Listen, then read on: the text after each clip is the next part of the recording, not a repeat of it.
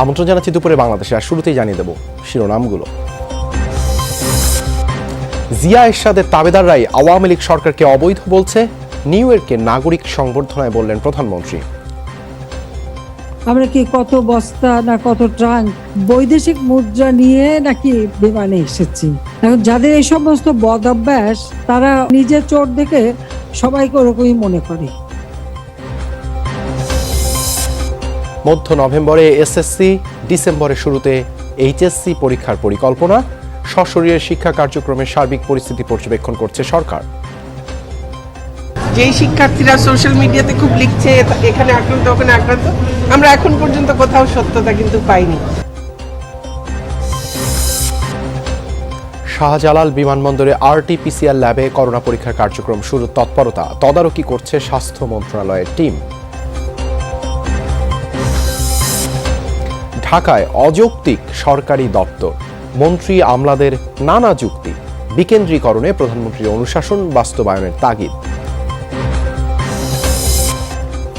কার্যক্রম বন্ধের প্রায় 10 বছর পর আবারও মাঠে নেমেছে ডেস্টিনি। সমবায়ের পাশাপাশি করতে চায় এমএলএম ব্যবসা। ওরা যদি চ্যাম্পিয়ন হয়, ওরা আশা করবে না কি পাবে। সাব চ্যাম্পিয়ন হলে দলের জন্য অকল্পনীয় পুরস্কারের ঘোষণা সালাউদ্দিনের। কোচ ব্রুজনের প্রশংসায় পঞ্চমুখ বাফুফে বস।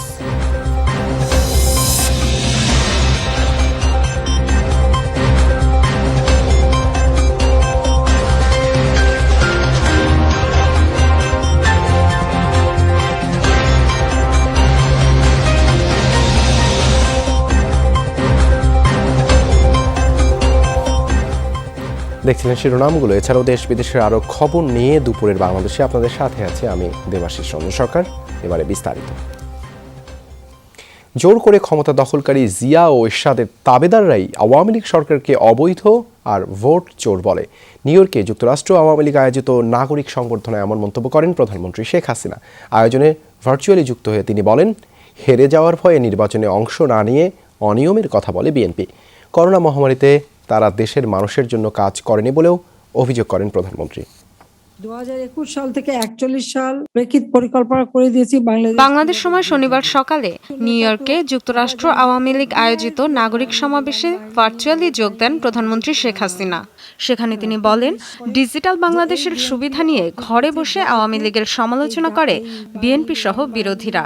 করোনা পরিস্থিতিতে তাদের ভূমিকা নিয়ে প্রশ্ন তোলেন প্রধানমন্ত্রী।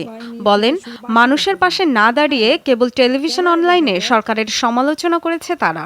অক্সিজেন সিলিন্ডার সরবরাহ করা, রোগীদের হাসপাতালে নিয়ে যাওয়া, কেউ মারা গেলে তাদের কাফন দাফনের ব্যবস্থা, সেগুলি কিন্তু এই সরকারি লোকজনের সাথে সাথে আমাদের আওয়ামী লীগের লোকেরা তারা কিন্তু করেছে। আর বাকিরা তো আমরা ডিজিটাল করে দিয়েছি, তাদের সুবিধা হয়ে গেছে। ঘরে বসে মাইক একটা লাগায়, ক্যামেরা একটা লাগায়, আর বক্তৃতা দিয়ে যায়, আর আওয়ামী লীগের 14 গোষ্ঠী উদ্ধার করে, এটাই তাদের কাজ। প্রধানমন্ত্রী বলেন, আওয়ামী লীগ সরকার দেশের উন্নয়নে কাজ করলেও বিদেশে বসে দেশের ভাবমূর্তি নষ্ট করে অনেকে। যারা আওয়ামী লীগের বিরুদ্ধে ভোট চুরির অভিযোগ করে তারা নিজেরাই অবৈধ ক্ষমতা দখলদারীদের তাবেদার বলে মন্তব্য করেন শেখ হাসিনা। যে সরকারকে উচ্চ আদালত অবৈধ ঘোষণা করেছে, আর যারা জনগণের অর্থ সম্পদ লুট করে, খুন করে, অথবা অস্ত্র পাচার করার অথবা গ্রেনেড হামলা মামলার আসামি, সেই আসামিদের হাতের টাকা খেয়েই তো তারা এই বড় বড় কথা বলে। আর তারাই বলে আওয়ামী লীগ অবৈধ। অবৈধ সরকারের তাবেদারি করে আওয়ামী লীগকে বা আওয়ামী লীগ সরকারকে অবৈধ বলার অধিকারটা তাদেরকে দিল। হেরে যাওয়ার ভয়ে বিএনপি নির্বাচনে অংশ নেয় না বলেও মন্তব্য করেন প্রধানমন্ত্রী। অর্থ পাচার নিয়ে বিরোধীদের সমালোচনার জবাব দেন তিনি। কেউ কেউ বলেছে আমরা কি কত বস্তা না কত ট্রাঙ্ক বৈদেশিক মুদ্রা নিয়ে নাকি বিমানে এসেছি। যারা এই কথাগুলি বলেছে তারা যখন বিষয়টা জানে, তো সেই ট্রাঙ্কগুলি গেল কোথায়, রাখলাম কোথায়, কি সেটা একটু তারা খোঁজটা দিক। এখন যাদের এই সমস্ত বদ অভ্যাস, তারা নিজের চোট দেখে সবাইকে ওরকমই মনে করে। নিজেদের অর্থে পদ্মা সেতু তৈরির সাফল্যের কথাও তুলে ধরেন শেখ হাসিনা। বলেন, বিশ্ব দরবারে বাংলাদেশকে রোল মডেলে পরিণত করেছে এ প্রকল্প। আজকে পদ্মা সেতু নিয়ে কথা উঠেছিল, Dorothy Tasrin, Jamuna News. Challenge করেছিলাম। এদিকে জাতিসংঘের ৭৬তম অধিবেশনে বাংলায় দেয়া ভাষণে প্রধানমন্ত্রী শেখ হাসিনা বলেছেন, রোহিঙ্গা সংকটের সৃষ্টি মিয়ানমারের, সমাধানও দেশটির হাতে। রোহিঙ্গাদের নিজ দেশে ফেরত পাঠাতে আন্তর্জাতিক সম্প্রদায়কে গঠনমূলক উদ্যোগ নেওয়ার আহ্বান জানান প্রধানমন্ত্রী। শুক্রবারের বক্তব্যে করোনা মোকাবেলা, জলবায়ু পরিবর্তন সহ বিভিন্ন ইস্যুতে বৈশ্বিক পরিকল্পনা বাস্তবায়নে ৬ দফা প্রস্তাব তুলে ধরেন শেখ হাসিনা। জাতিসংঘের সাধারণ পরিষদের অধিবেশনে ১৭ বারের মতো অংশ নেন প্রধানমন্ত্রী শেখ হাসিনা। বরাবরের মতো এবারও বাংলায় ভাষণ দেন তিনি। ৭৬তম অধিবেশনে দেয়া বক্তৃতায় বাংলাদেশের অব্যাহত অগ্রযাত্রার গল্প শোনান প্রধানমন্ত্রী। আমাদের ডিজিটাল বাংলাদেশ উদ্যোগ আর্থসামাজিক উন্নয়ন, শিক্ষা, দুর্যোগ ঝুঁকি হ্রাস, নারী ক্ষমতায়ন সহ অন্যান্য অনেক ক্ষেত্রে অভূতপূর্ব সাড়া জাগিয়েছে। বক্তব্যে আসে রোহিঙ্গা প্রসঙ্গ। এই সংকটের সমাধান বিশ্ব সম্প্রদায় ৪ বছরেও করতে না পারায় হতাশা জানান শেখ হাসিনা। বলেন, মিয়ানমারকে অবশ্যই তার নাগরিকদের প্রত্যাবর্তনে অনুকূল পরিবেশ তৈরি করতে হবে। আমি আগেও বলেছি, আবারও বলছি, রোহিঙ্গা সংকটের সৃষ্টি মিয়ানমারের, সমাধানও রয়েছে মিয়ানমারের হাতে। রাখাইন রাজ্যে তাদের মাতৃভূমি, সেখানে তারা নিরাপদ, টেকসই ও মর্যাদাপূর্ণ প্রত্যাবর্তনের মাধ্যমেই কেবল এই সংকটের স্থায়ী সমাধান হতে পারে। করোনা মোকাবেলা সহ বৈশ্বিক বিভিন্ন ইস্যুতে ৬ দফা প্রস্তাব তুলে ধরেন শেখ হাসিনা। বলেন, টিকা বৈষম্য দূর করা না গেলে মহামারী নিয়ন্ত্রণ অসম্ভব। জরুরি ভিত্তিতে এ বৈষম্য দূর করতে হবে। লক্ষ লক্ষ মানুষকে টিকা থেকে দূরে রেখে কখনোই টেকসই পুনরুদ্ধার সম্ভব নয়। প্রযুক্তি সহায়তা ও মেধাস্বত্বে ছাড় পেলে বাংলাদেশও ব্যাপক পরিমাণে টিকা তৈরি করতে সক্ষম। অধিবেশনে জলবায়ু পরিবর্তন ইস্যু নিয়েও কথা বলেন প্রধানমন্ত্রী। ধনী অথবা দরিদ্র কোনো দেশই এর বিরূপ প্রতিক্রিয়া থেকে নিরাপদ নয়। তাই আমি ধনী ও শিল্পোন্নত দেশগুলোকে কার্বন নিঃসরণের জন্য ক্ষতিপূরণ প্রদান এবং টেকসই অভিযোজনের জন্য অর্থায়ন ও প্রযুক্তি অবাধ হস্তান্তরের আহ্বান জানাচ্ছি। সারা বিশ্বে শান্তি ও ন্যায় বিচার প্রতিষ্ঠায় সবাইকে মিলেমিশে একযোগে কাজ করার আহ্বান জানান শেখ হাসিনা। জয় বাংলা, জয় বঙ্গবন্ধু, বাংলাদেশ চিরজীবী হোক। অমিত হাসান রবিন, যমুনা নিউজ। চলতি বছরের মধ্য নভেম্বরে এসএসসি ও ডিসেম্বরের শুরুতে এইচএসসি পরীক্ষা নেওয়ার পরিকল্পনা আছে বলে জানিয়েছেন শিক্ষামন্ত্রী ডাক্তার দীপু মনি। এছাড়া প্রাক প্রাথমিকে শিশুদের স্কুলে যাওয়ার বিষয়ের সিদ্ধান্ত ৩ সপ্তাহ পর নেওয়া হবে বলেও জানান মন্ত্রী। সকালে শিল্পকলা একাডেমিতে বঙ্গবন্ধু ও মহাত্মা গান্ধীকে নিয়ে ডিজিটাল প্রদর্শনী অনুষ্ঠানে তিনি এসব কথা জানান। এ সময় দীপুমণি বলেন, সামাজিক মাধ্যমে শিক্ষার্থীদের করোনায় আক্রান্ত হওয়ার কিছু খবর পাওয়া যাচ্ছে, তবে এসব তথ্যের সব সঠিক নয় বলেও মন্তব্য করেন শিক্ষামন্ত্রী। বলেন, সার্বিক পরিস্থিতি সরকারের পর্যবেক্ষণে রয়েছে, তাই প্রয়োজন হলে শিক্ষা প্রতিষ্ঠান ফের বন্ধ করে দেওয়া হবে, তবে সেই পরিস্থিতি এখনো তৈরি হয়নি।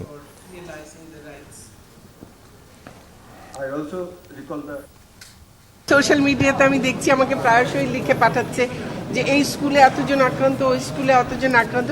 আমরা প্রতিটি জায়গায় সাথে সাথে এই অনুসন্ধান করছি। তবে আশার বিষয় যেটা, সেটা হচ্ছে যে এই যেই শিক্ষার্থীরা সোশ্যাল মিডিয়াতে খুব লিখছে এখানে আক্রান্ত, ওখানে আক্রান্ত, আমরা এখন পর্যন্ত কোথাও সত্যতা কিন্তু পাইনি। শাহজালাল আন্তর্জাতিক বিমানবন্দরের আরটিপিসিআর ল্যাবে আনুষ্ঠানিক কার্যক্রম শুরু হয়েছে। এরই মধ্যে পরীক্ষামূলকভাবে কয়েকজন প্রবাসীর করোনা টেস্ট সম্পন্ন হয়েছে। ল্যাবে সার্বিক কার্যক্রম পর্যবেক্ষণে স্বাস্থ্য মন্ত্রণালয়ের একটি টিম পরিদর্শনে গেছে। ল্যাব পর্যবেক্ষণ শেষে মন্ত্রণালয়ের প্রতিবেদন জমা দেবে এই টিম। আরটিপিসিআর ল্যাবটি আন্তর্জাতিক মানের হয়েছে কিনা সে বিষয়টি মূলত পর্যবেক্ষণ করবেন তারা। এছাড়া শাহজালাল বিমানবন্দর কর্তৃপক্ষের সাথে বৈঠকে বসেছে সিভিল এভিয়েশন। বৈঠক শেষে ল্যাবের কার্যক্রমের সার্বিক তথ্য জানিয়ে ব্রিফিং করার কথা রয়েছে।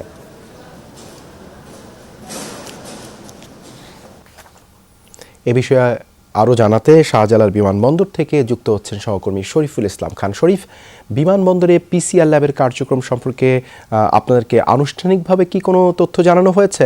আর আজকের দুটো বৈঠকের ব্যাপারে কোনো আপডেট আছে কিনা আপনার কাছে?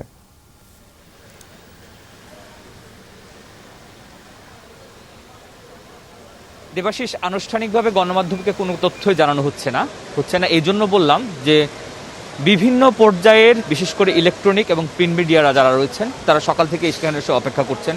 কখনো উপরে যাচ্ছেন, কখনো নিচে যাচ্ছেন, 6 নম্বর গেটে আসছেন। তাদেরকে যারা দায়িত্বশীল রয়েছেন তাদেরকে ফোন দিচ্ছেন, কিন্তু কেউ কোনো ধরনের রেসপন্স করছে না। আমরা সরাসরি যেটা দেখেছি সেটি হচ্ছে যে পিসিআর ল্যাব স্থাপনের জন্য বেশ কয়েকটি থার্ড পার্টি ভিতরে গিয়েছে। তারা বিভিন্ন রকমের যন্ত্রপাতি নিয়ে গিয়েছে। তাদেরকে আমরা জিজ্ঞেস করেছিলাম, তারা বলছেন যে তাদেরকে নিয়োগ দেওয়া হয়েছে, কাজ দেওয়া হয়েছে, তারা সেটি স্থাপন করবেন। তারা ধারণা করছেন, একজন দুজনের বক্তব্য আমরা রেকর্ড করেছি, ধারণা করছেন যে আজকে বিকালের মধ্যে কাজ শেষ হবে। এর বাইরে আমরা এই বিমানবন্দর কর্তৃপক্ষ তথা একজন ডাক্তারের সঙ্গে কথা বলছি, যিনি বিমানবন্দরের দায়িত্বে রয়েছেন। তিনি বলছেন যে সকাল নাগাদ পরীক্ষামূলকভাবে দুজনের করোনা টেস্ট করানো হয়েছে, কিন্তু কোনো যাত্রী করোনা টেস্ট করানো হয়নি। কিন্তু আমরা কিন্তু বেশ কয়েকজন যাত্রীকে দেখেছি যারা হচ্ছে যে এক ধরনের ভোগান্তিতে রয়েছেন। কেউ কেউ বলেছেন যে কালকে তারা মন্ত্রীর কথা শুনে এসেছেন, আজকে করোনা টেস্ট করাতে পারবেন এই জন্য এসেছেন। অর্থাৎ সব মিলিয়ে যাত্রীদের মধ্যে কিন্তু এক ধরনের ভোগান্তি রয়েছে। আর যতক্ষণ পর্যন্ত না এই পিসিআর ল্যাব নির্মাণ বা স্থাপনের ব্যাপারে সুনির্দিষ্ট করে বিমানবন্দর কর্তৃপক্ষ কিংবা সরকারের তরফ থেকে জানানো যাবে, এর আগে আসলে পরিষ্কার করে বলা যাচ্ছে না যে কখন থেকে এই বিমানবন্দরে আরটিপিসিআর ল্যাবের কাজ শুরু হবে। দেবাশিস, ধন্যবাদ শরীফ যুক্ত হবার জন্য। চা বোর্ড, হাওর উন্নয়ন বোর্ড, বন বিভাগ, কৃষি সম্প্রসারণ অধিদপ্তর আর সেচ ভবন সব অফিস ঢাকায়। সম্প্রতি পানি উন্নয়ন বোর্ডের সদর দপ্তর পানি ভবনও চালু হয়েছে ঢাকার অন্যতম ব্যস্ততম পান্থপথ এলাকায়। এসব উদ্যোগ আত্মঘাতী উল্লেখ করে বিকেন্দ্রীকরণ না করতে পারলে সব উন্নয়ন ভাবনায় ব্যর্থ হবে বলে সতর্ক করেছেন নগর পরিকল্পনাবিদরা। এসব স্থাপনার পক্ষে নানা যুক্তি দেখালেও মন্ত্রীরা বলছেন প্রধানমন্ত্রীর অনুশাসন সত্ত্বেও নানা কারণে বাস্তবায়িত হচ্ছে না বিকেন্দ্রীকরণ ভাবনা। মাহফুজ মিশুর রিপোর্ট। মতিঝিল ঢাকার ব্যস্ততম বাণিজ্যিক এলাকা। এখানে অবস্থিত চা বোর্ডের প্রধান কার্যালয়। যদিও ঢাকা তো দূরের কথা, আশপাশের কোনো জেলায় হয় না চায়ের আবাদ। আবার সারা দেশের বন জঙ্গল দেখভাল করে যে বন বিভাগ, তার সদর দপ্তর আগারগাঁয়ে। অথচ বিশ্বের সবচেয়ে বড় ম্যানগ্রোভ সুন্দরবন সংলগ্ন কোনো জেলায় হতে পারত এটা। এদিকে সংসদ ভবন এলাকার এই সেচ ভবন ঢাকায় কতটা জরুরি সেই প্রশ্ন আছে অনেকের। ব্যস্ততম এলাকা ফার্মগেটের একটা বড় অংশ জুড়ে অবস্থিত কৃষি সম্প্রসারণ অধিদপ্তরের বিভিন্ন কার্যালয়। সুনামগঞ্জ বা নেত্রকোনা নয়, পান্থপথ মোড়ে ঠাঁই দাঁড়িয়ে হাওর ও জলাভূমি উন্নয়ন বোর্ড। অনেক অফিসই আছে যেগুলো একেবারে ঢাকার জন্য অপরিহার্য নয়, সেগুলোর জন্য বিশেষ বিশেষ অঞ্চল খুব জরুরি। তাতে করে যেটা হতো যে আমাদের ওই অঞ্চলে চাকরির সুবিধা হতো, কর্মসংস্থান হতো, শিক্ষা চিকিৎসার তার পাশাপাশি অন্যান্য জিনিসগুলো উন্নত হতে পারত। উন্নয়ন ব্যবস্থাকে যদি বিকেন্দ্রীকরণ করা যেত তাহলে ঢাকার যে সমস্যা, ঢাকার যে ভারে জর্জরিত, এখান থেকে কিন্তু অনেকটাই মুক্তি আমরা পেয়ে যেতে পারতাম। সরকারি সব সংস্থার প্রধান কার্যালয় ঢাকাতে হবে, সেই মানসিকতা অব্যাহত এখনো। পান্থপথ মোড়ে সম্প্রতি তৈরি হওয়া বিশালাকার এই পানি ভবন তার বড় উদাহরণ। নীতি নির্ধারকরা অসহায়, বলছেন বিকেন্দ্রীকরণ সরকার প্রধানের অগ্রাধিকার হলেও তা বাস্তবায়িত হচ্ছে না নানা কারণে। মাননীয় প্রধানমন্ত্রী চান করতে, উনি পরিষ্কার বলেছেন, অনুশাসন দিয়েছেন, কিন্তু তাকে তো করতে হবে এটা বাই অর্ডার, যদি সম্ভব হয় আইনগতভাবে সেটা করেন। তো আনউইলিং হর্স কয়বার আপনি ঠেলবেন, এটাও তো সীমা আছে একটা কিছু। কারণ উনি তো আর এমন না যে আমাকে চাষার মতো তেতে করে আমাকে বলে যে গরু আগাবে। তো এইটা একটা জিনিস। আর সেকেন্ডলি হলো উনাকে তো সবাইকে নিয়েই চলতে হয়। যদিও এসব সরকারি দপ্তর ঢাকায় রাখার পক্ষেও মন্ত্রীদের অনেক যুক্তি। ঢাকা বাংলাদেশের কি বলবো, কপালের টিপ বলুন আর তাজ বলুন, এক সব কিছুই।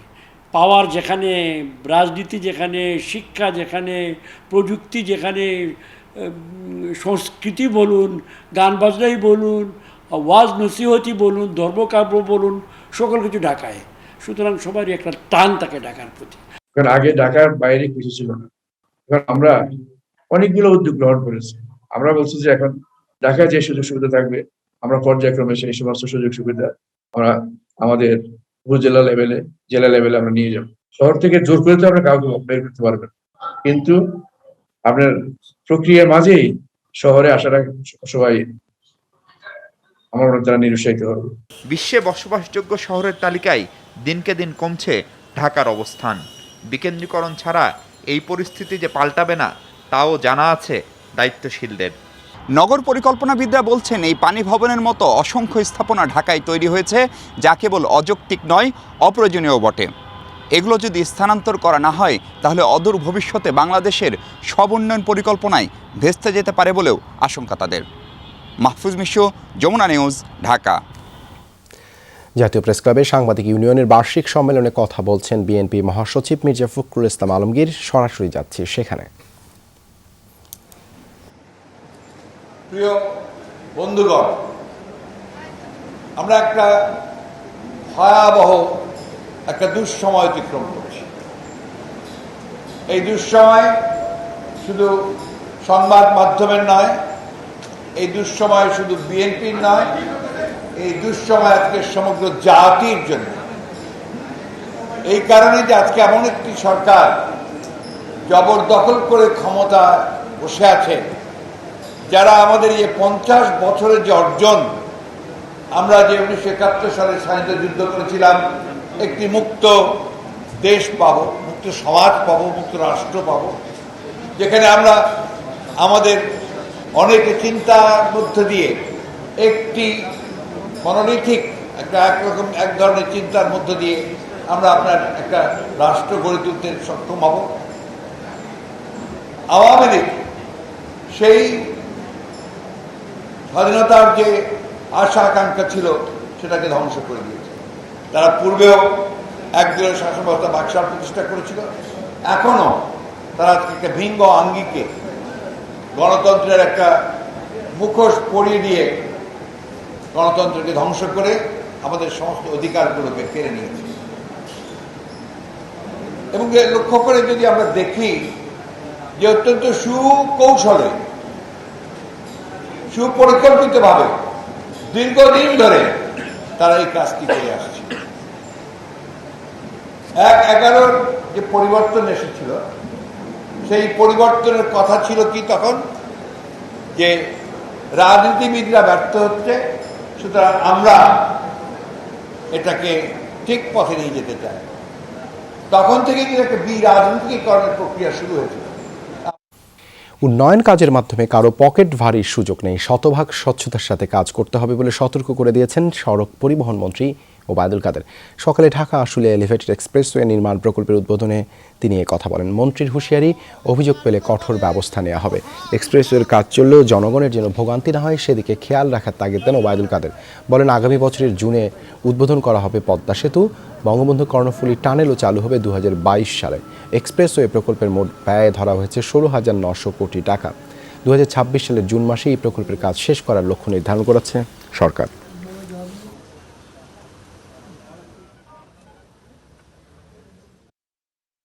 প্রশ্নটা হচ্ছে, এখানে কাজের বিনিময়ে কারো পকেট ভারী করার কোনো সুযোগ নেই। পরিষ্কার বলে দিতে চাই যে শতভাগ স্বচ্ছতা এবং সততার সঙ্গে এই কাজগুলো নির্মাণ প্রক্রিয়া আমরা সম্পন্ন করছি। এখানে কোনো নয় ছয়ের সুযোগ নেই। 6 বছর আগে গাবতলী বাস স্ট্যান্ডে চট্টগ্রাম থেকে আসা ইগল পরিবহনের ট্রাঙ্কে অজ্ঞাতনামা তরুণীর লাশ উদ্ধারের রহস্য উন্মোচন হয়েছে। এ ঘটনায় মূল আসামি সাবেক নৌবাহিনীর সদস্য রেজাউল করিম স্বপনকে গ্রেপ্তার করেছে পিবিআই।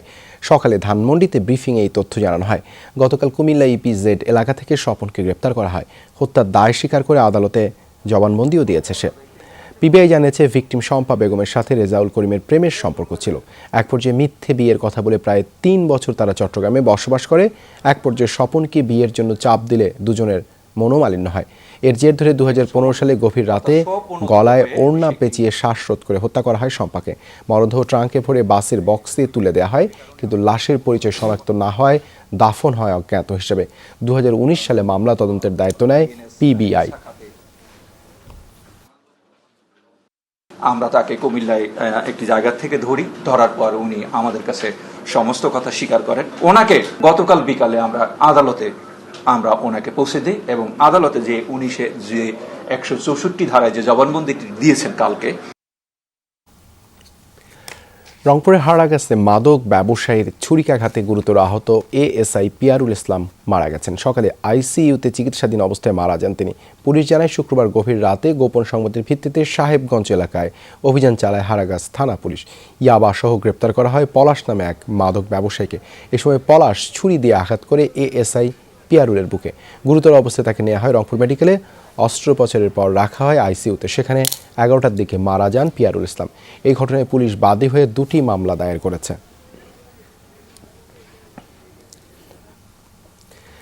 জামালপুরগামী কমিউটার ট্রেনে ডাকাতের হামলায় 2 যাত্রী নিহতের ঘটনায় মামলা হয়েছে। সন্দেহভাজন একজনকে আটক করেছে পুলিশ। ময়মনসিংহ জিআরপি থানায় মামলাটি দায়ের করেন নিহত এক যাত্রীর মা। এতে অজ্ঞাত 8 থেকে 10 জনকে আসামি করা হয়েছে। পুলিশ বলছে জড়িত সবাইকে ধরতে অভিযান অব্যাহত আছে। এদিকে গত রাতে জামালপুরের নিজ এলাকায় নিহত নাহিদ ও সাগরের দাফন সম্পন্ন হয়েছে। বৃহস্পতিবার ঢাকা থেকে জামালপুরগামী কমিউটার ট্রেনটি ময়মনসিংহের গাফরগাঁও পৌঁছালে ছাদে হানা দেয় ডাকাত দল। অস্ত্রের মুখে কয়েকজন যাত্রীর টাকা পয়সা ও মোবাইল লুটে নেয় তারা। জামালপুরের পিয়ারপুর স্টেশনে পৌঁছানোর পর ট্রেনের ছাদ থেকে 2 জনের নিথর দেহ ও আহত একজনকে উদ্ধার করে পুলিশ। 3 জনকে হাসপাতালে নেওয়া হলে চিকিৎসক 2 জনকে মৃত ঘোষণা করেন।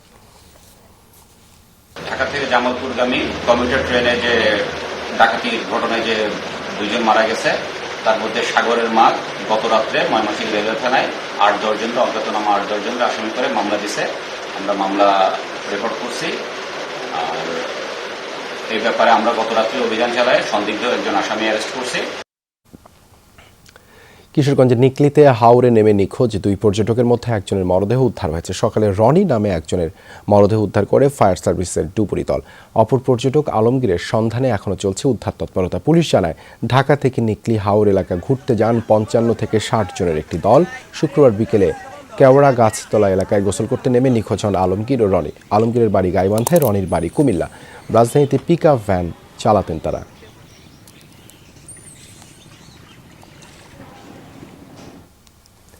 নেত্রকোনায় দাঁড়িয়ে থাকা ট্রাকে পিকআপের ধাক্কায় 3 জন নিহত হয়েছেন, আহত হয়েছেন একজন। ভোরে নেত্রকোনা ময়মনসিংহ মহাসড়কের বাগড়া এলাকায় এই দুর্ঘটনা ঘটে। পুলিশ জানায় ভোরে সুনামগঞ্জের ধর্মপাশা থেকে মাছবাহী একটি পিকআপ ঢাকা যাচ্ছিল। বাগড়া বাজারে পৌঁছালে দাঁড়িয়ে থাকার একটি ট্রাককে ধাক্কা দেয় গাড়িটি। এতে ঘটনাস্থলেই মাছ ব্যবসায়ী রনি ও তার চাচাতো ভাই জনি মারা যায়। গুরুতর অবস্থায় পিকআপ চালক আবু চানকে উদ্ধার করে হাসপাতালে নেওয়ার পথে মৃত্যু হয়। আহত অপরজনকে ঢাকায় পাঠানো হয়েছে। কুমিল্লায় স্ত্রীকে ভিডিও পাঠিয়ে আত্মহত্যা করেছেন মুন্না নামের এক যুবক। মৃত্যুর পর আত্মহত্যায় প্ররোচনার অভিযোগ উঠেছে স্ত্রী উষার বিরুদ্ধে। পরিবার বলছে পরকীয়ার সম্পর্কের যে প্রায় দাম্পত্য কলহে জড়াতো এই দম্পতি, তবে সম্পর্ক ছেড়ে আসতে চাননি মুন্না। অভিযোগের বিষয়ে জানতে যোগাযোগ করা যায়নি মুন্নার স্ত্রী উষার সাথে। সামাজিক যোগাযোগ মাধ্যম হোয়াটসঅ্যাপের ভিডিও বার্তায় স্ত্রীকে আত্মহত্যা চেষ্টার কথা জানিয়েছিলেন কুমিল্লার মুন্না। স্ত্রী তাতে সাড়া দেননি। পরে মুন্না আত্মহত্যা করেন। দায়ী করে যান স্ত্রী উষাকে। 8 বছরের প্রেমের সম্পর্কের পর 2018 সালে গাঁটছড়া বেঁধেছিলেন মুন্না উষা দম্পতি। তবে গল্পের বাকিটা সুখের হয়নি। প্রায়ই কলহে জড়াতেন তারা। ফুতেরে তিলে তিলে আমার বউ মারছে, আমার ফুতে আমার লগে কথা কইছে না, আমরারে সব শুনাইছে না, মরণের পরে সব লিখে গেছে। উষার চলাফেরা পছন্দ ছিল না মুন্নার পরিবারের। তাদের দাবি উষা জড়িয়েছিলেন পরকীয়ায়। তবে বিয়ের সম্পর্কের ইতি টানতে রাজি হননি মুন্না। আমার ভাইয়া বলতেছে যে তুমি আমার বউ, তুমি আসো। বলতেছে আমি একটা বলতেছে আমি আসলে তুমি এখন না আসলে আমি আত্মহত্যা করতে বাধ্য হবো বা এমন কিছু। তো উনি বলতেছে যে আমি আমার এতে কিছু যায় আসে না। খুব প্যারাশানি লাগতো। আমি আমার ছেলেরে পরামর্শও দিছি ওনারা ছাড়ার জন্য। ডাইরেক্ট বলে যে না আমি ছাড়বো না। এ ঘটনায় মুন্নার স্ত্রী সৈয়দা সাজিয়া শারমিন উষাকে আসামি করে কোতোয়ালি থানায় আত্মহত্যা প্ররোচনা মামলা করেছেন মুন্নার বাবা। ভিক্টিমেরি করা হয়েছে, পোস্টমর্টম করা হয়েছে এবং পরবর্তী যে প্রক্রিয়া সেটা এখন তদন্ত চলবে। অভিযোগ সম্পর্কে উষার ফোন নম্বরে বারবার যোগাযোগ করা হয়, কিন্তু তা বন্ধ। পরিবারের কোনো সদস্যকে পাওয়া যায়নি কুমিল্লার বাসাতেও। খালেদ সাইফুল্লাহ, যমুনা নিউজ, কুমিল্লা। কথার জাদুতে বশ করে নেওয়া হয়েছে হাজার হাজার কোটি টাকা। মিথ্যা আশ্বাসে আস্থা রেখে জীবনের শেষ সম্বলটুকু খুইয়ে এখন নিঃস্ব লাখ লাখ মানুষ। বলছি MLM কোম্পানি ডেস্টিনির কথা। কার্যক্রম বন্ধের প্রায় 10 বছর পর আবারও আলোচনায় এই প্রতিষ্ঠান। সমবায় কার্যক্রম পরিচালনার জন্য এরই মধ্যে অনুমোদনও দিয়েছে সমবায় অধিদপ্তর। MLM ব্যবসাও করতে চায় ডেস্টিনি। রিমন রহমানের রিপোর্ট।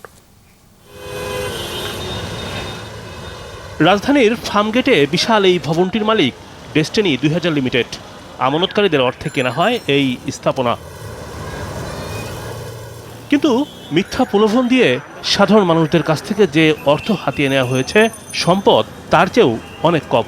নিরীক্ষায় প্রমাণ মেলায় কার্যক্রম বন্ধ করে দেয় সরকার। প্রতিষ্ঠানের কর্মকর্তারা এখনও জেলে, আর টাকার জন্য দাঁড়ে দাঁড়ে ঘুরছে বিনিয়োগকারী। দীর্ঘদিন পর আবারও মাঠে নেমেছে সেই বিতর্কিত প্রতিষ্ঠান ডেস্টিনি। এরই মধ্যে destiny multipurpose cooperative society limited পরিচালনায় কমিটির অনুমোদন দিয়েছে সমবায় অধিদপ্তর। নতুন কমিটির সভাপতি নির্বাচিত হয়েছেন লেফটেন্যান্ট জেনারেল অবসরপ্রাপ্ত এম হারুনুর রশিদ। শুধু সমবায় কার্যক্রমই নয়, MLM ব্যবসাও চালু করতে চায় এই প্রতিষ্ঠান। এখন এটা অনুমোদন দিছে মাত্র, আমরা এখন কমিটিগুলো বসবো, বসার পরে কোর্টের আবেদন করব। তারপর আমাদের কিছু ব্যাংক অ্যাকাউন্ট আছে, ব্যাংক অ্যাকাউন্ট ওপেন করতে হবে। তারপর আপনার এই সম্পদগুলো কোথায় কী অবস্থা সবগুলো যদি আমাদের নিয়ন্ত্রণে আনি, এরপরে তো সরকারের সাথে আরেকটা বসতে হবে অধিদপ্তরের সাথে। তো আমরা কি এখন চালাবো নাকি সম্পদ তাদের দায় মুক্তিটা হবে? অনুমোদন পাওয়ার পর কাকরাইল মোড়ে আলিস টাওয়ারের কয়েকটি ফ্লোরে শুরু হয়েছে কার্যক্রম। কিন্তু ব্যবসার ধরন কি হবে? আবারও কি সাধারণ মানুষের কাছ থেকে আমানত নেওয়া হবে? মানুষ কি আবারও ফাঁদে পা দেবে? ঘুরপাক খাচ্ছে এমন হাজারো প্রশ্ন। আমরা আশা করি যে বোর্ড যদি সঠিকভাবে কাজ করতে পারে, তাহলে বিনিয়োগকারীদের বিনিয়োগটা ফেরত দেওয়া সম্ভব হবে। কোম্পানিতে সম্পত্তি আছে, তা দেওয়া আমাদের দায় দেওয়া সম্ভব। আমাদের গভর্নমেন্ট যদি আমাদের দিকে তাকায়, তাহলে সম্ভব আমাদেরকে আবার ঘুরে দাঁড়ানো। অনেকের কাছ থেকে আইনা কোম্পানির শেয়ার কিনছে এবং ট্রি প্লান্টেশন বিনিয়োগ করছে। আমি বিশ্বাস করি এই বর্তমান বোর্ড এটাকে তারা রিকভারি করতে পারবে। 2012 সালে ডেস্টিনি কোঅপারেটিভে 1448 কোটি টাকার অনিয়ম খুঁজে পায় সমবায় অধিদপ্তরের নিরীক্ষা দল। তারপর 10 বছরেও আমানতকারীদের অর্থ বুঝিয়ে দেয়নি কেউ। এখানে তাদের কমিটির মেয়াদ শেষে একটা কমিটি করে দিবেন। এটা যদি আইনের একটু স্বাভাবিক ধারা, এই স্বাভাবিক ধারার ভিতর তো ডেস্টিনি তার কর্মকাণ্ড পরিচালনা করে নাই। কি সম্পদ আছে তার পরিসংখ্যান নেওয়া দরকার। সেটার যদি বিক্রি হয় তাহলে গভর্নমেন্টের অংশগ্রহণে বিক্রি করতে হবে। নতুন করে কমিটি অনুমোদনের খবর জানেন না সমবায় প্রতিমন্ত্রী। এটা তো আমি ঠিক জানি না, অধিদপ্তর দিতে পারে, বাট আমাদের নলেজে না। এটা যে ধরনের ডিসপিউট আছে বা এই ধরনের কেস তো আমাদের নলেজের বাইরে করার কথা না। বিশ্লেষকদের পরামর্শ, সংকটের এই সময়ে এমন ব্যবসা পরিচালনার ক্ষেত্রে তদারকি ব্যবস্থা জোরদার করা জরুরি। রিমন রহমান, যমুনা নিউজ, ঢাকা। ই-কমার্স খাতের সাম্প্রতিক ঘটনায় গ্রাহকদের আস্থায় চির ধরেছে। স্বল্প আয়ের মানুষরা তাদের সঞ্চয় হারিয়েছে। ই-কমার্স খাতের সংকট এবং করণীয় বিষয়ে আয়োজিত সেমিনারে বক্তারা এসব কথা বলেন। Centre for policy dialogue CPD এই সেমিনারের আয়োজন করে। জানানো হয় ই-কমার্সের প্রবৃদ্ধির হার 100%-এর বেশি। এখনও বিপুল জনগোষ্ঠীর কর্মসংস্থানের সুযোগ তৈরি হয়েছে। চলমান সংকট কাটিয়ে এই খাত বিকশিত না হলে কর্মসংস্থানের উপর নেতিবাচক প্রভাব পড়বে। গ্রাহক স্বার্থ সুরক্ষার পাশাপাশি ব্যবসা বান্ধব আইন প্রণয়নের পরামর্শ দেন এই খাতের উদ্যোক্তারা। বলেন, ব্যাংকগুলোর আরও দায়িত্বশীল ভূমিকা নিতে হবে। বিশাল এই কর্মকাণ্ডে কেন্দ্রীয় ব্যাংকের আরও সম্পৃক্ততা বাড়ানোর তাগিদ উঠে আসে সেমিনারে। সম্প্রতি যে ধরনের ঘটনা ঘটেছে, যে এই খাতের কয়েকটি প্রতিষ্ঠান তারা যেভাবে গ্রাহকদের সাথে প্রতারণা করেছেন এবং গ্রাহকদের পণ্য না দিয়ে গ্রাহকদের হাজার হাজার কোটি টাকা তারা কিন্তু হাতিয়ে নিয়েছেন, সেই প্রেক্ষিতে এখানে গ্রাহকদের আস্থায় চির ধরেছে। খাতটির পুরো সুনামটাই কিন্তু এখন একটা ধসের মুখে পড়েছে। এভারেস্ট প্রিমিয়ার লিগ খেলতে নেপাল গেছেন বাংলাদেশের ওয়ানডে অধিনায়ক তামিম ইকবাল। সেখানে নিজের সেরাটা দিতে চান এই ক্রিকেটার। আজ EPL শুরু হলো। তামিমের দল ভৈরওয়া গ্ল্যাডিয়েটর্সের প্রথম ম্যাচ রোববার। সতীর্থ হিসেবে শহীদ আফ্রিদি, সিকান্দার রাজা, কেস্ট্রিক উইলিয়ামস, মোহাম্মদ শেহজাদ, উপল থারাঙ্গা, ধামিঙ্কা প্রসাদদের মতো তারকা ক্রিকেটার পাচ্ছেন তামিম। জিম্বাবুয়ে সিরিজের পর হাঁটুর চোটে প্রায় 8 সপ্তাহ মাঠের বাইরে ছিলেন তামিম। চোট কাটিয়ে মিরপুরে অনুশীলনও করেন তিনি। মূলত ম্যাচ ফিটনেস ফিরে পেতেই রিহ্যাবের অংশ হিসেবে এভারেস্ট প্রিমিয়ার লিগ খেলছেন Tamim. I've been injured for the last 2-3 months. I've been feeling good for last 2-3 weeks, and I've been practicing quite well in Bangladesh. So hope I'll start well. I cannot predict what is going to happen day after, but I'm just going to give my best. Sap champion হয়ে ফিরলে জাতীয় দলের জন্য কি উপহার অপেক্ষা করছে তা তারা কল্পনাও করতে পারবে না, এমন ঘোষণা বাফুফে সভাপতি কাজী সালাউদ্দিনের। সেই সাথে নতুন কোচ অস্কার ব্রুজনের প্রশংসা করেছেন তিনি। ঠিক যেমনটা চেয়েছেন তেমনটাই অনুশীলন করাচ্ছেন ব্রুজন, বলেছেন বাফুফে সভাপতি। ওরা যদি চ্যাম্পিয়ন হয় ওরা আশা করবে না কি পাবে, আশাও স্বপ্নেও ভাববে না। আমি কি বিধে বরাবরের মতো আবারও সাফের আগে বাফুফে সভাপতির ঘোষণা, কিন্তু এবার আর জানালেন না উপহার হিসেবে কি থাকছে জাতীয় দলের জন্য। কোচ নিয়ে নাটকীয়তার পর এখন শেষ মুহূর্তের প্রস্তুতিতে জাতীয় দল, কিন্তু নতুন কোচের অধীনে মাত্র 2 দিনের অনুশীলনের পরই সাফে দলের ভালো করার ব্যাপারে আশাবাদী বাফুফে সভাপতি। আমি আশাবাদী টিম ভালো করবে, দ্যাট ইজ দ্য রিজন আমি এত আপনাদের সাথে যুদ্ধ করে I took a decision to bring it coaching. এটা হলো 1 নম্বর। আর 2 নম্বর যেটা বললেন, ড্রিম আর স্বপ্ন তো ড্রিম আর স্বপ্নই, যখন বাস্তবায়ন হবে তখন বলবো যে থ্যাংক ইউ। ক্যাম্পের দ্বিতীয় দিনে মাঠে বসে দেখেছেন অনুশীলন, প্রশংসা করেছেন নতুন কোচ অস্কার ব্রুজনের। সাফে ভালো করতে তার থেকে ভালো কাউকে দেখেন না বলে জানান তিনি। এই সিদ্ধান্তই যে সঠিক হবে তার প্রমাণ মিলবে সাফে বলে মনে করেন বাফুফে বস। কোচের যেটা আমার সবচেয়ে ভালো লেগেছে, হি ওনস দ্য টিম। ও যেদিন থেকে আমার সাথে কনফার্ম হয়ে গেছে ওদের থেকে সে টিমের পিছনে চলে গেছে।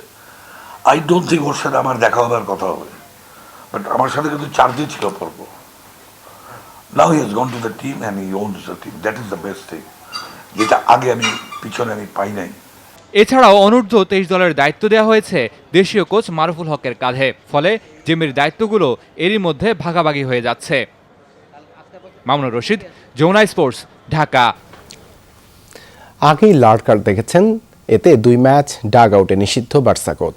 কাদিজের মাঠে গোলশূন্য ড্র করায় ম্যাচের একদম শেষ মুহূর্তে ডাগ আউটে লাল কার্ড দেখেন কোমান।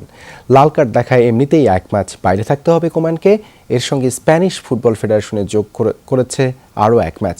চতুর্থ রেফারির সঙ্গে আক্রমণাত্মক ব্যবহারের কারণে দেয়া হয়েছে এই শাস্তি। কাদিজের বিপক্ষে ডি ইয়ংয়ের লাল কার্ডে এমনি খেপেছিলেন কোমান। শেষ দিকে বুস্কেটস হলুদ কার্ড দেখলে মেজাজ নিয়ন্ত্রণ করতে পারেননি, সিদ্ধান্তের প্রতিবাদ করতে গিয়ে দেখেন লাল কার্ড। ইনস্টাগ্রামে পেলের গান গাওয়ার একটি ভিডিও পোস্ট করেছেন তার কন্যা কেলি নাসিমেন্টো। সেই ভিডিও মুহূর্তের মধ্যেই ভাইরাল হয়েছে। তার মেয়ে কেলির পোস্ট করা ভিডিওতে দেখা গিয়েছে শারীরিকভাবে পুরোপুরি সুস্থ না হলেও মানসিকভাবে চাঙ্গা রয়েছেন এই কিংবদন্তি। ব্রাজিলের বিখ্যাত 2 গায়ক মার্সিয়া ও মাইকেনের সঙ্গে স্যান্টোসের থিম সং গাইতে দেখা গেছে পেলেকে।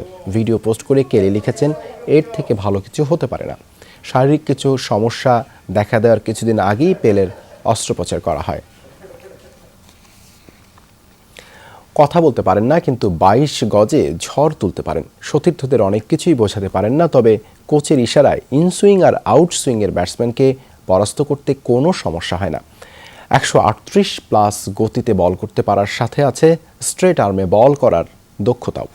সব কিছু মিলে একজন আদর্শ পেসারের প্যাকেজ বলা যেতে পারে আকসারকে। আবদুল্লাহ আল নোমারের ক্যামেরায় মামুনুর রশিদের রিপোর্ট। ইনসুইং, আউটসুইং, বাউন্স, গতি, ভ্যারিয়েশন, একজন ভালো ব্যাটারকে বিভ্রান্ত করতে যা প্রয়োজন তার সবই বিদ্যমান তার মাঝে। আকসার আহমেদের প্রতি 10 বলের তথ্য নিলে দেখা যায় 5টি বল ব্যাটারের ব্যাটেই লাগছে না। 3টি বল খেলতে ব্যাটারকে নিতে হচ্ছে রক্ষণাত্মক কৌশল, না হলে পড়তে হচ্ছে মুশকিলে। আর বাকি 2 বলে আকসার উপড়ে ফেলছেন স্ট্যাম্প কিংবা ফেলছেন এলবিডব্লিউর ফাঁদে। 138-এর বেশি গতিতে বল করতে পারেন আকসার। 6 ফিট 10 ইঞ্চি উচ্চতার সাথে স্ট্রেট আর্মে বল করার দক্ষতাও আছে। সব মিলিয়ে আদর্শ এক পেসারের প্যাকেজ বলা যায় তাকে। এত সব থাকা এই পিতাহীন আকসারের মুখে নেই ভাষা। অন্য শব্দে আকসার একজন বাক প্রতিবন্ধী। হ্যাঁ, ছোটবেলা থেকে টিভিতে খেলা দেখতো, খেলা দেখার পর ও জিনিসকে ওগুলো আরও পরিশ্রম করতে ভালোবাসতো। ছোটবেলা থেকে পরিশ্রম করতো, পরিশ্রম করার পরে সে আস্তে আস্তে মানে ক্রিকেট আসার পর ভালোবাসা বেড়ে গেছে। তারপর সে 71 একাডেমিতে আসা, এখান থেকে সে ভালোবাসা আরও সবার থেকে ভালোবাসা পাচ্ছে। তাতে কি অন্য 8-10টা কিশোরের মতো বন্ধুদের সাথে খুনসুটি বা কোচের ব্রিফিংয়ে মনোযোগী এক ছাত্র আকসার। প্রথম দেখায় তার এমন দুর্বলতা কেউই বুঝতে পারবে না। কোচের ইশারায় ঠিক জায়গা মতোই বলগুলো করছেন, ইশারাতেই বুঝছেন ইনসুইং কিংবা আউটসুইং এর নির্দেশনা। বলে বল করতে পারে, অফ কাটা মারতে পারে, ইয়র্ক করতে পারে, লেগ কাটা করতে পারে। আর মূল শক্তি হচ্ছে আউটসুইং, ইনসুইং এখন আর কিছুটা দুর্বলতা আছে। সিলেট থেকে উঠে আসা আকসারের ধ্যান জ্ঞান জুড়ে শুধুই বোলিং আর বোলিং। সারাক্ষণই চলে ক্রিকেট বিশ্লেষণ আর পর্যবেক্ষণ। তার সময় কাটে বিশ্বসেরা নামি দামি সব পেসারের বোলিং দেখেই। একজন পেস বোলারের মধ্যে যে যে গুণগুলো থাকা প্রয়োজন তার সবই আছে আকসারের মধ্যে। স্রষ্টা প্রদত্ত যে গুণগুলো সেগুলো একটু বেশি আছে। তারপরও এখনো পর্যন্ত কোনো ক্লাব বা বিসিবি থেকে ডাক পায়নি এই পেসার। তার অন্যতম কারণ তার মুখের ভাষা। কিন্তু যার কাছে ক্রিকেটের সব ব্যাকরণই জানা, সব ভাষাই জানা, তার কাছে মুখের ভাষা তো কোনো সমস্যাই নয়। মামুনুর রশিদ, যমুনা স্পোর্টস, ঢাকা। দুপুরে বাংলাদেশের প্রথম ঘন্টা থেকে বিদায় নিচ্ছি। পরের ঘন্টার খবর নিয়ে ফিরবেন মৌসুমী আহমেদ লোপা। সঙ্গেই থাকুন।